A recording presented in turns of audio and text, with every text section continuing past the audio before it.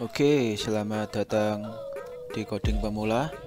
Pada kesempatan kali ini saya akan lanjutkan lagi project yang kemarin telah kita buat ya. Bagi yang belum melihat tutorial sebelumnya, silahkan dicek di playlist yang saya buat ya. Kemarin terakhir kita telah mendesainkan form karyawan. Kemarin kita sampai menampilkan data di dalam TBL karyawan ke dalam komponen data green view dengan nama DG tampil. Oke, untuk langkah selanjutnya kita akan membuat semacam auto nick ya. Jadi nanti nick otomatis diisikan, tidak diketikkan oleh user, otomatis dibuat. Maka dari itu kita akan buat sebuah function di dalam Visual Studio. Nanti akan saya jelaskan satu persatu. Nanti direncanakan format dari nick itu terdiri dari 12 digit ya kemarin ya, sesuai dengan database yang kita buat bahwa nick itu bertipe enchar 12 digit. Nanti nick akan kita desainkan 12 digit. 4 digit pertama itu menunjukkan tahun karyawan atau data karyawan itu diinput. 2 digit selanjutnya adalah bulan, dan 6 digit setelahnya adalah nomor urut. Oke, ini kan ada 12 digit. Oke, kita buat dulu sebuah function di dalam Visual Studio. Kita ketikkan function. Di depannya kita buat privat ya, privat function atau function yang hanya berlaku di wilayah FR karyawan saja, privat function. Functionnya saya namai dengan misalkan auto nick, adalah sebuah string. Oke ya, saya membuat sebuah function dengan nama auto nick adalah sebuah string. Oke, selanjutnya kita buat dulu sebuah variabel. Misalkan saya namai dengan nick awal. Nick awal kan tadi terdiri dari kombinasi tahun dan bulan ya. Jadi kita buat sebuah variabel nick awal adalah sebuah string yang nilainya kita sama dengankan dengan format date now atau tanggal sekarang. Ini adalah bahasa pemrograman untuk menampilkan tanggal sekarang atau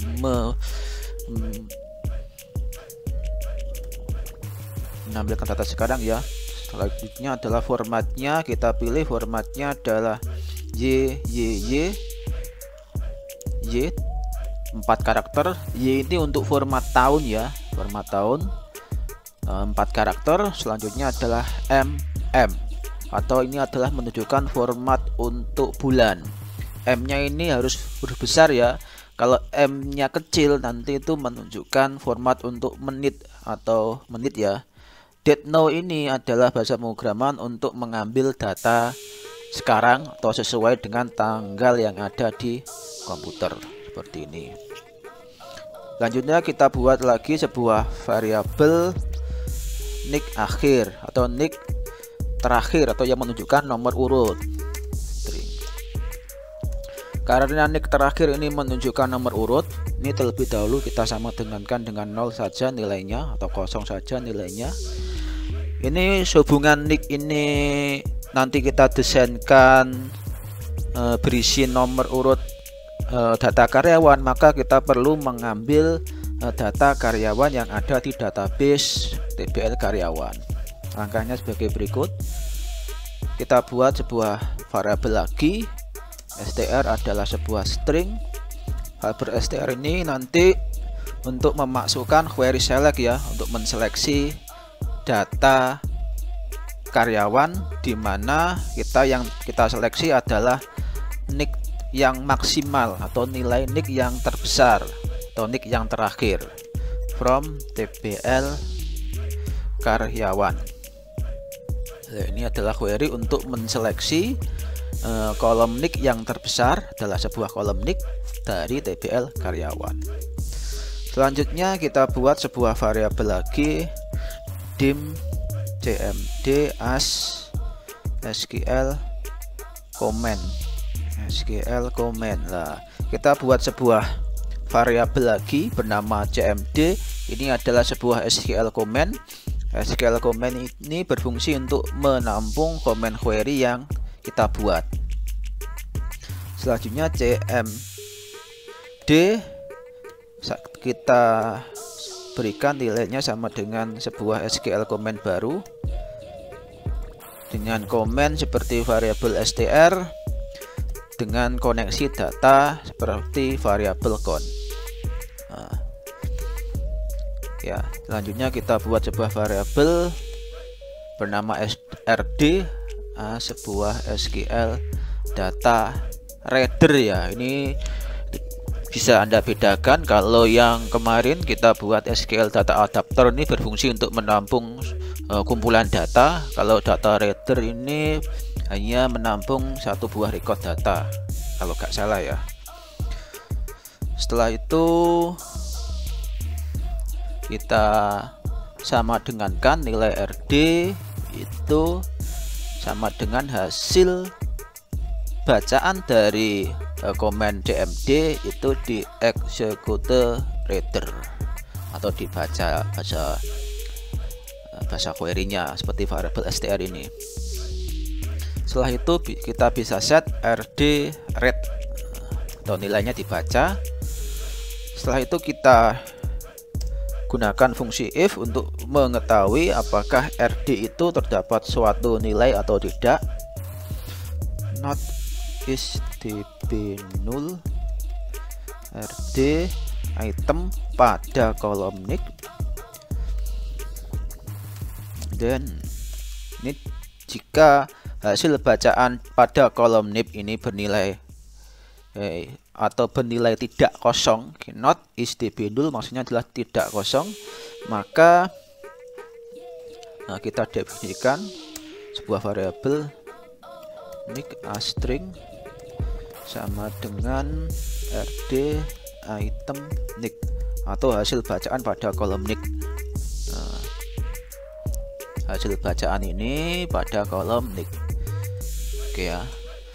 Selanjutnya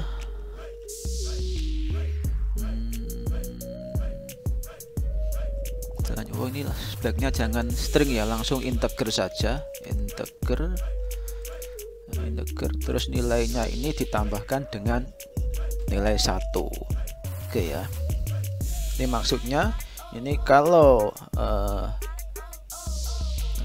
hasil query ini mempunyai sebuah data atau tidak kosong, maka otomatis data itu dimasukkan ke dalam variabel nick dan nick kita tambahkan dengan 1 atau nanti kita jadikan sebagai nick yang selanjutnya.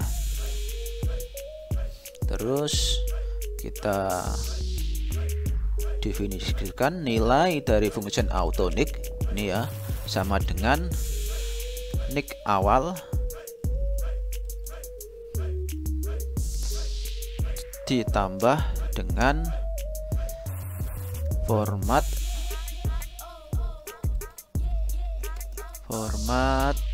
nick.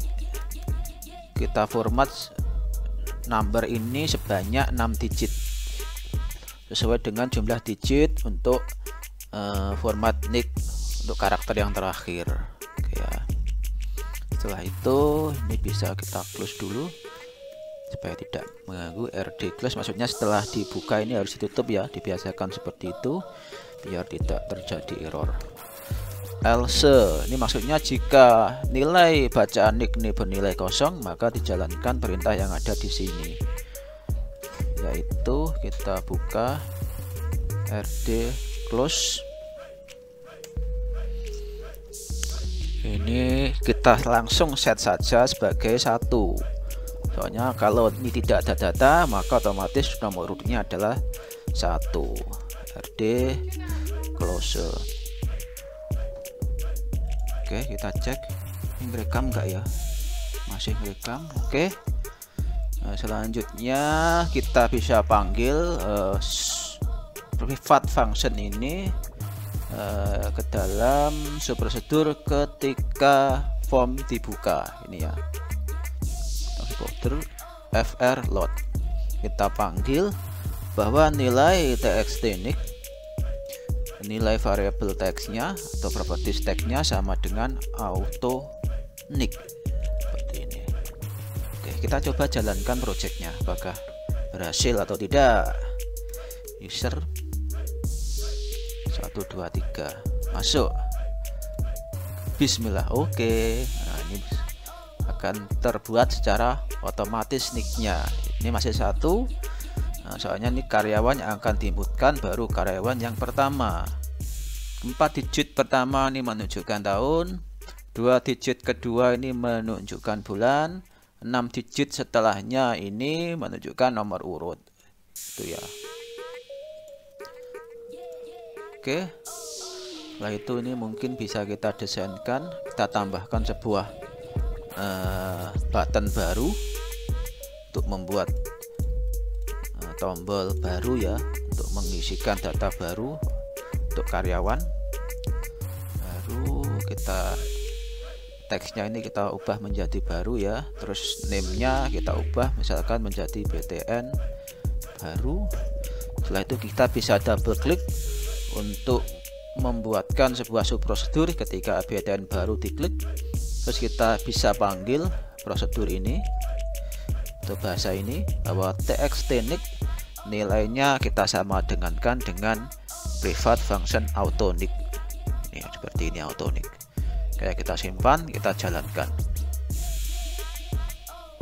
User 1 2 3 masuk.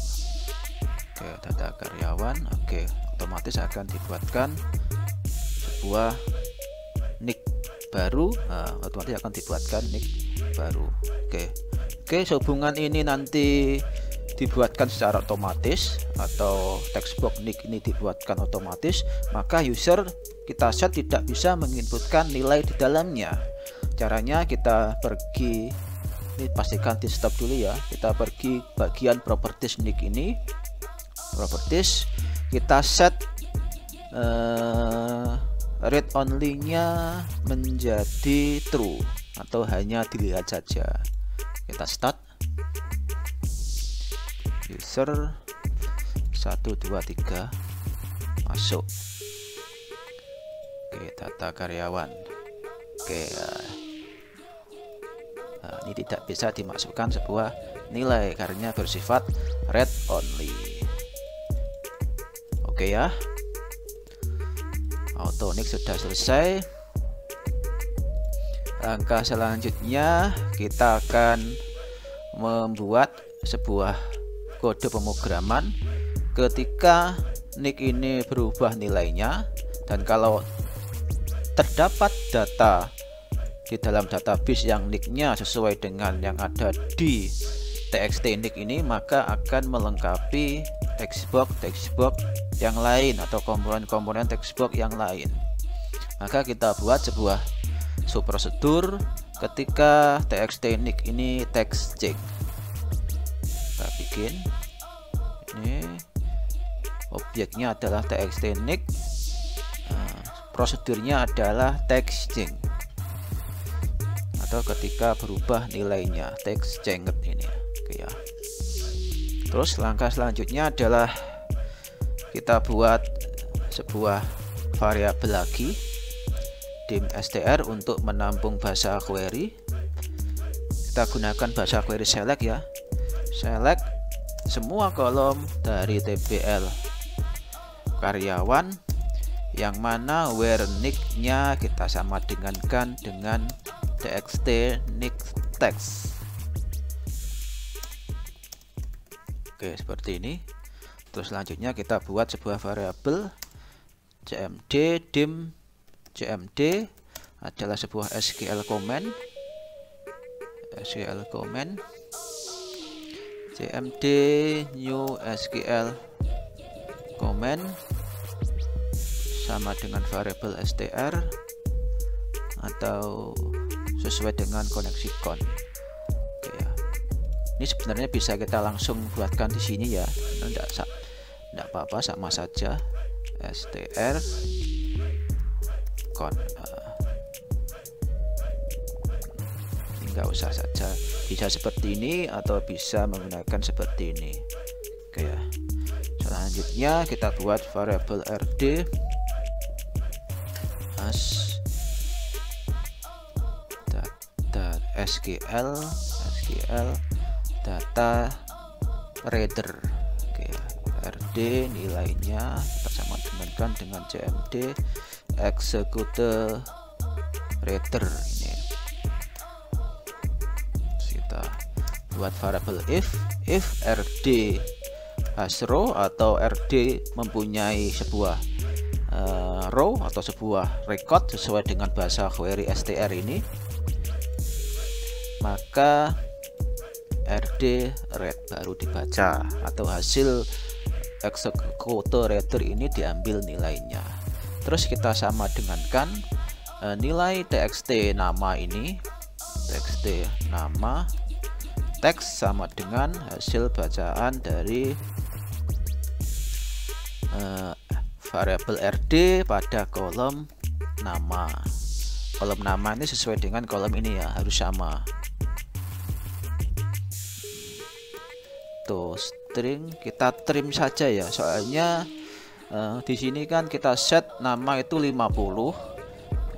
Kan kadangkala nama karyawan itu kurang dari 50, jadi sisanya nanti akan diisi dengan spasi, maka kita perlu trim biar spasinya tidak ikut ditampilkan di dalam text box txt nama. Untuk asal sama txt asal teks rd item asal to string trim. Nah, ini penulisan ini harus sama dengan database ini. Selanjutnya adalah tgl lahir, tgl value sama dengan rd item tgl. Tgl ini sesuai dengan ini tgl. jk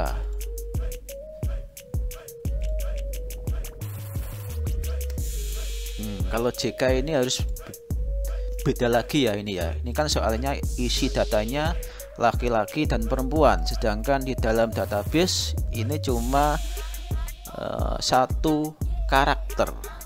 Maka kita perlu menggunakan fungsi if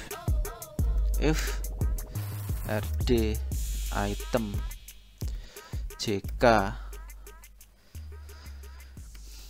sama dengan laki-laki dan cb jk teksnya sama dengan laki-laki. Terus else if rd item jk sama dengan p dan cb jk teksnya sama dengan perempuan, seperti ini. Oke, setelah itu kita sama dengankan nilai alamat dan no hp. Txt alamat teksnya sama dengan rd item alamat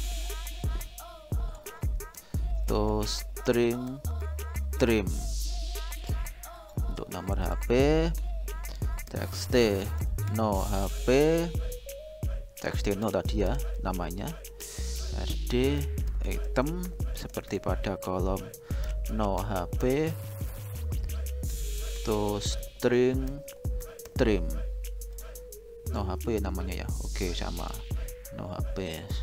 Setelah itu kita tutup hasil bacaannya, rd close. Dan else ini maksudnya jika rd tidak memiliki sebuah record atau sebuah baris, dalam artian hasil query ini tidak memiliki nilai, maka txt nama kita clear, teksnya kita hilangkan. Txt asal clear Kalau komponen TG ini tidak bisa di clear ya, yang bisa cuma txt asal, alamat, dan no HP. Txt alamat clear, txt no clear. Ini sebaiknya kita RD nya kita tutup ya, close. Setelah itu juga RD close. Oke, seperti ini. Oke, kita save, kita coba jalankan projectnya. User 123 masuk. Oke, baru oke ya. Mungkin tutorial sampai di sini saja. Nanti kita lanjutkan pada part selanjutnya. Terima kasih sudah menonton.